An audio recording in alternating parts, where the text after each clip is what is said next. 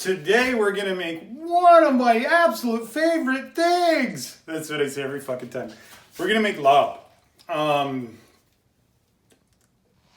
Authenticity of things when they get brought to other countries is usually pretty floppity.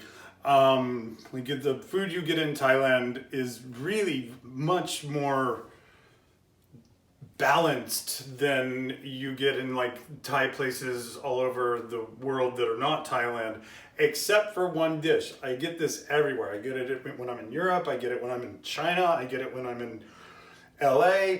Like it's not always good, but it's always the same idea, and that's larb. In my opinion, larb should always be made with pork, which would make it larb mu. So we have some ground pork. I'm going to show you that. We're going to turn on Mr. Pan. We don't have a wok, as we mentioned before. I tried to buy one yesterday, but they only had these really flimsy, clunkety little ones, and I just wasn't throwing any money at that. You want this thing crazy hot. Crazy hot. So just let it be hot. What was his name? Yan can cook, Martin Yan. Hot pan, cold oil, never stick. Yeah, we're gonna do that. Hot pan, a little bit of oil, because the ground pork is pretty fatty. I'm gonna say it's probably 15-20% fat, which is good, because we want that. When you take it out, just break it into pieces, plop it into your pan, and you're gonna build like a cool browning, happy, crusty, you'll see, it's okay. So we want to get that all nice and hot, and you want a decent amount of pork. If you ask me, you can't get enough pork in your diet. If you're some sort of strange religion where your invisible man in the sky tells you can't eat pork, change religions, maybe. Send those emails. All right, so we're just gonna get that like that, cover the pan, and then forget it's there. I'm just gonna let it go and get brown. Kind of like cooking mushrooms, you just want it to like sit and build its crust, all happy, nice. And we're not going to season this. We're gonna let it go just like that, au natural. We're going to wash our hands, because we're going to stick our hands on a bunch of produce and vegetables, and well, if you don't wash your hands when you do that, then you're going to cross-contaminate, and that's why we got a big nasty virus going on right now. Oh wait, no, it's the 5G. Sorry, I was confused. All right, so we got over here, I already whacked it up. What I did was, I'll show you in the pan, watch this. Little pan, I roasted some kabocha squash and just cut them into wackadoodle pieces.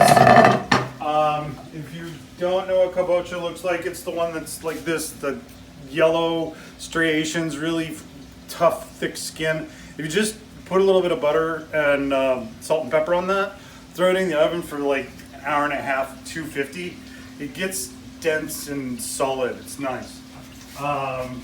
So there's some of the kabocha squash in there. I got an heirloom tomato just because I love tomatoes. I know it's only May, but it kind of tastes like a tomato.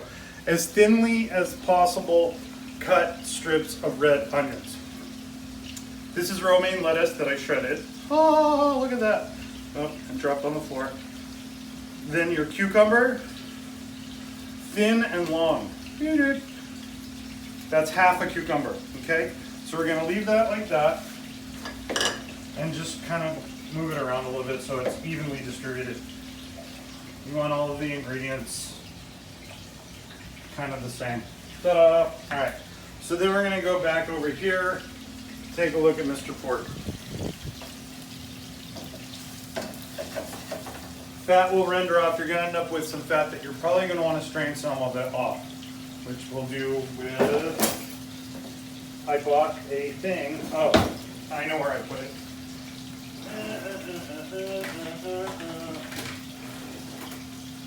A little strainer.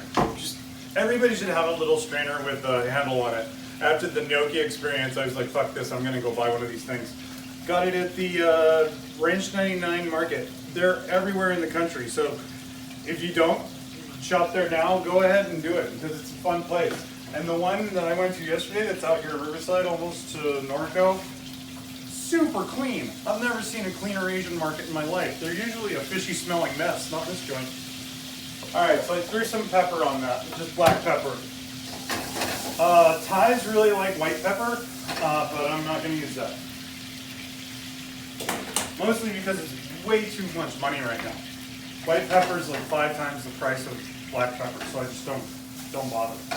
Alright, so then we're going to break that down a little bit with Mr. Spoon.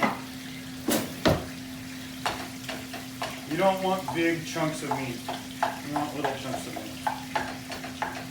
Alright, like that.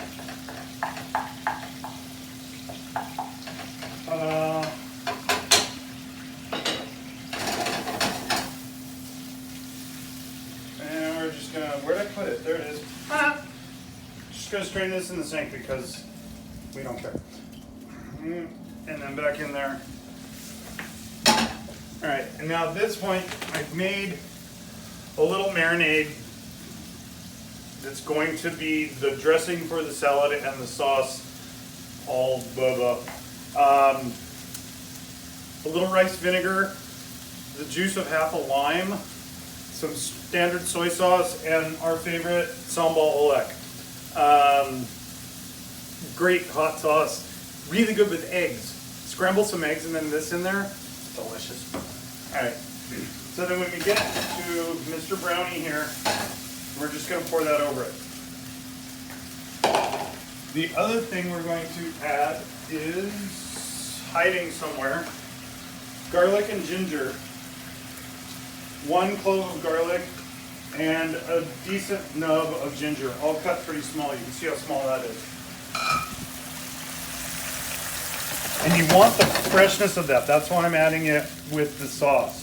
You want that to get together and offer the brightness and herbaceous quality of the ginger and garlic instead of like that rich, roasty, nutty flavor that you get. You want it up front. This is a very summery kind of dish. And then we've got fish sauce. Every Southeast Asian culture uses fish sauce, and they should. It's fucking amazing. We're just going to put it in here. You don't want it to reduce. So when you see that your sauce is kind of reduced to the point you want it, throw in your fish sauce and then a couple more red onions, because I like the juxtaposition of red onion cooked and raw together. Alright. And then we're going to add more lime juice. And traditionally with this dish, you would marinate the meat with all of this before you cook it and use kaffir lime.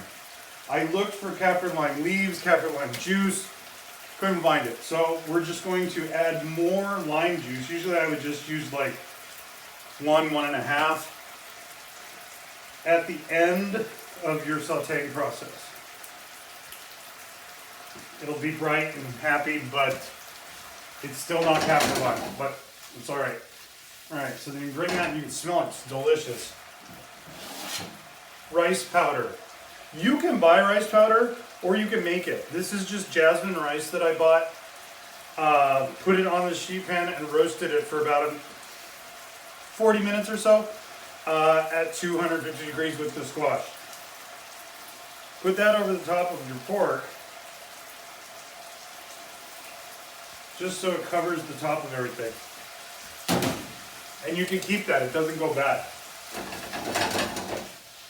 Give it a couple tosses there. Alright. Mint. As far as I'm concerned, you can never use too much mint.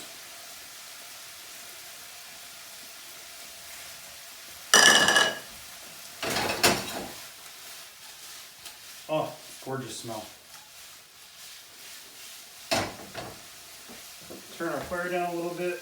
You just want that rice powder to bloom a little bit more because I didn't roast it till it was brown.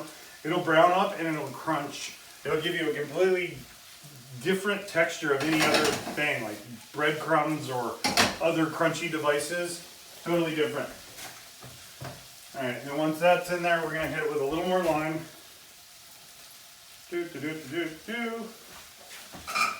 and a couple whole leaves of cilantro. More than a couple, really. Here, there's a knife here. Why don't I use it? There we go.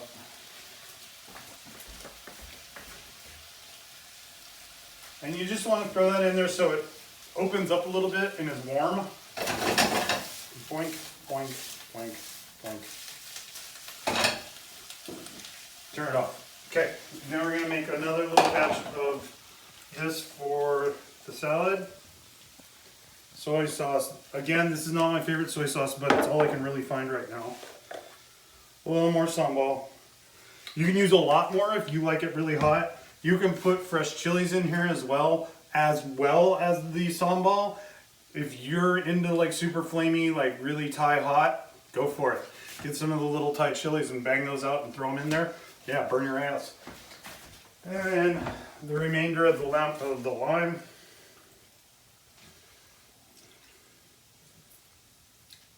Okay, boink, boink. More down to there. There we go. Boing, boing.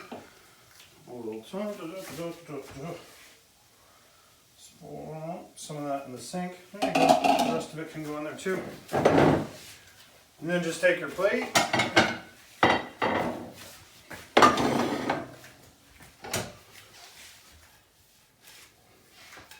There we go. Give this a little happiness, a little mixing, a little hey, everybody get together, say hi, be friendly. Food can be friendly if all the people you encounter on the outside world are not. Alright, and then we're just going to put it a little bit there. And I'm going to look for the squash because I can't find any there. Here, you can have a tomato. There's some squash. You don't have to use squash. It's not very traditional, but I've had it a few times. Places that put the butternut, this is kabocha, any sort of gourd, and I like it. It's a cool combination of flavors. And then just roll that right on top. This is a warm, happy, crunchy, squishy, salty, vinegary. You've got all of your flavor components in here. And some scallions. I'm actually going to pull one of these apart so you can see how to cut a scallion. It should be like a little V and really thinly cut. You cut them on a bias diagonally and they'll stay fresher and the texture is actually totally better. That's Larb. I'm gonna eat it now. Bye.